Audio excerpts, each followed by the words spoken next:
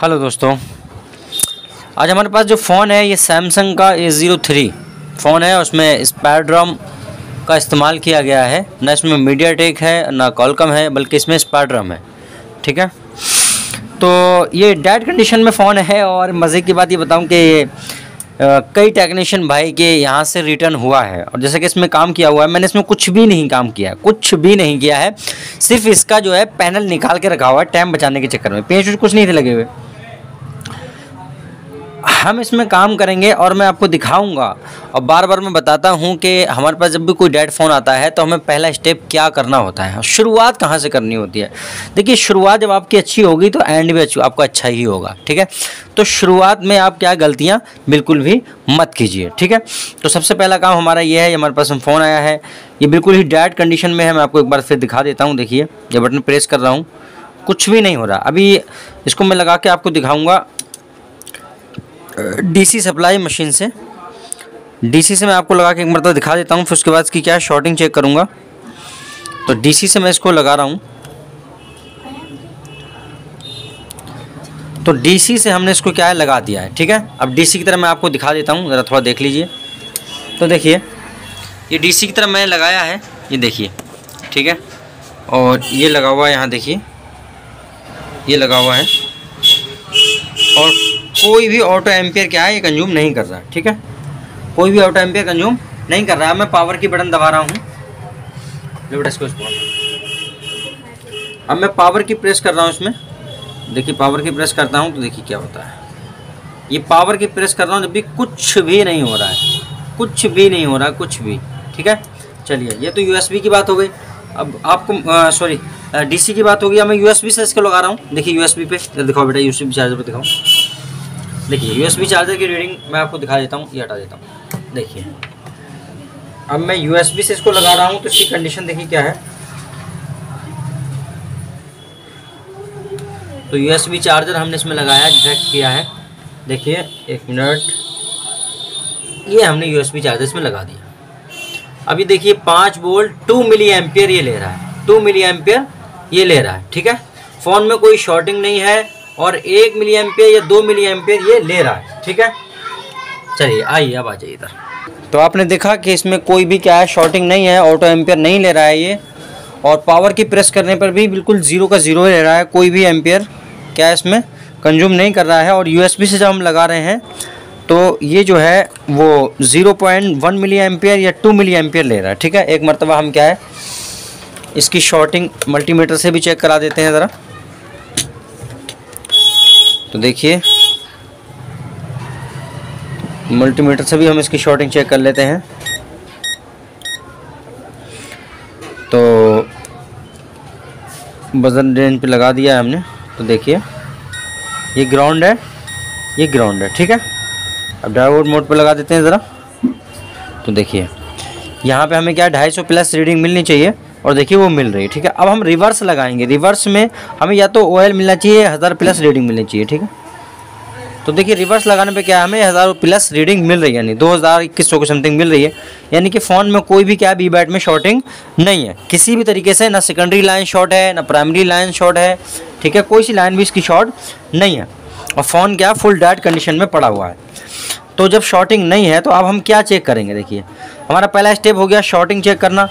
दूसरा स्टेप हमने चेक किया इस पर पीसी से पोर्ट बना के, तो ये पोर्ट भी क्या है नहीं बना रहा है। पोर्ट क्यों नहीं बना रहा है भाई? पोर्ट बनाने के लिए इसको वोल्टेज मिलना चाहिए।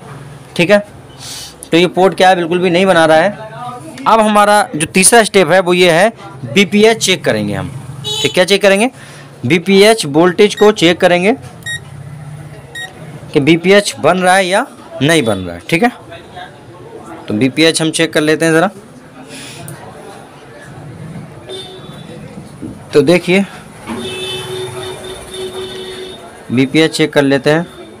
तो यहाँ देखिए बीपीएच बहुत मतलब एक वोल्ट भी पूरा क्या है यहाँ नहीं आ रहा है। ठीक है, देखिए कहाँ तो 4 वोल्ट रह गए, यहाँ बीपीएच पे क्या है पूरा 1 वोल्ट भी नहीं आ रहा है। तो अब हमें कहाँ जाना चाहिए?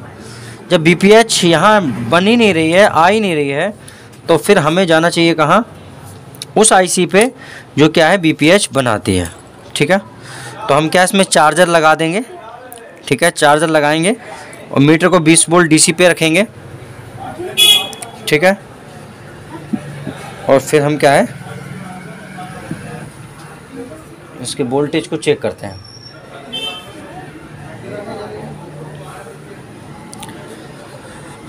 तो चार्जर लगा हुआ है, हम वोल्टेज चेक कर लेते हैं ज़रा कि इस आईसी, ये जो आईसी है BQIC हम बोलते हैं, ये हीट भी हो रही है, काफ़ी आईसी हीट हो रही है। इसी का काम होता है BPH जनरेट करना। ये BPH कॉइल लगी हुई है, तो हम यहाँ चेक करते हैं कि BPH बन रही है कि नहीं। तो BPH देखिए यहाँ पे बहुत ही कम वोल्टेज बन रहे हैं। BPH कब बनेंगे, जब यहाँ पे क्या है हमारा चार्जिंग का करंट आएगा। तो पहले हम चेक कर लेते हैं कि हमारे चार्जर से करंट भी आ रहा है या नहीं, भी बस चेक कर लेते हैं। तो देखिए यहाँ 5 वोल्ट क्या है आ रहे हैं, यहाँ पे क्या है 5 वोल्ट आ रहे हैं। देखिए ये हमने चेक किया, तो यहाँ देखिए 5 वोल्ट हमें मिल रहे हैं। देखिए 5 वोल्ट मिल रहे हैं हमें, इसका मतलब यहाँ तो ओके है। और चेक कर लेते हैं कि हमारे ये 5 वोल्ट क्या है आईसी के अंदर इन हो रहे हैं या नहीं हो रहे हैं, ठीक है। अगर आईसी के अंदर 5 वोल्ट इन नहीं होंगे तो क्या आउट नहीं होंगे। तो ये हमारी हो गई OBP IC। तो यहाँ पे हम चेक कर लेते हैं OBP पे, तो OBP IC पे 5 वोल्ट आ रहे हैं। अब OBP को जितने वोल्ट मिलने चाहिए फिक्स 5 वोल्ट ही से क्या है अपने से आउट करना चाहिए। तो देखिए ये आउटपुट में भी क्या है 5 वोल्ट निकाल रही है, ठीक है।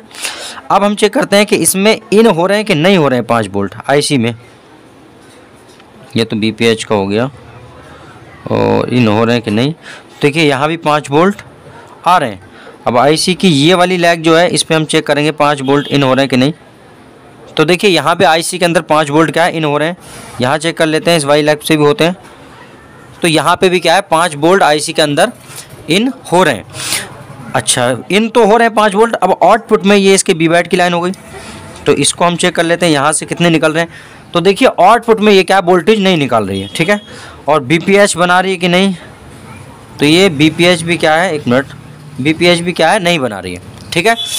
तो फ़िलहाल जो आगे पावर IC के पास में इसके बाट लगाई गई है, तो किसी ऐसे ही नौसिखिया ने अंदाजे से ऐसे ही तोड़ा फोड़ी की है और कुछ नहीं।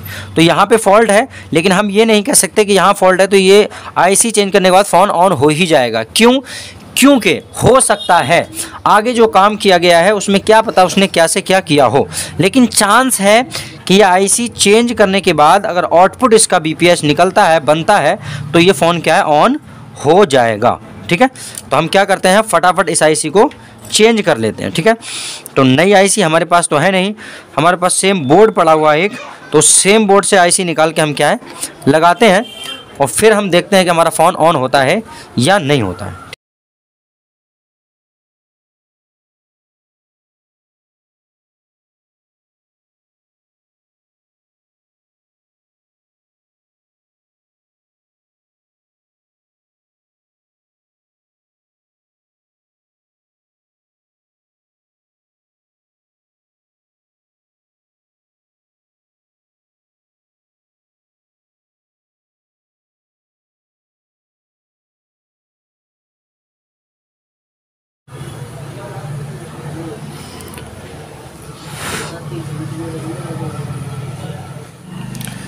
चलिए तो थोड़ा सा अब हम चेक कर लेते हैं इसके वोल्टेज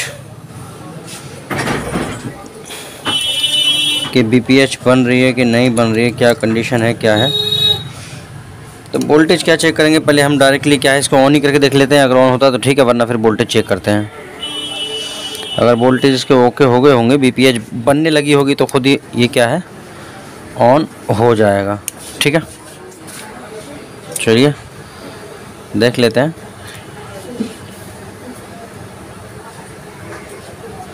तो ये ऑन नहीं हो पा रहा है,